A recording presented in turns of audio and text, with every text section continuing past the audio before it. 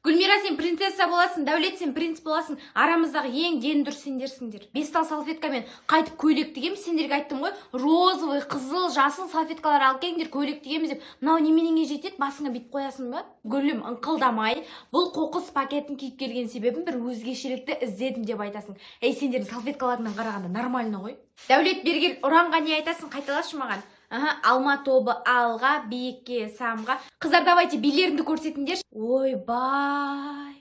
Сендердің аққу би емес, қазы би болып кетті ма, не болып кетті? Флешмоб билесеңдерші, құрсыншы.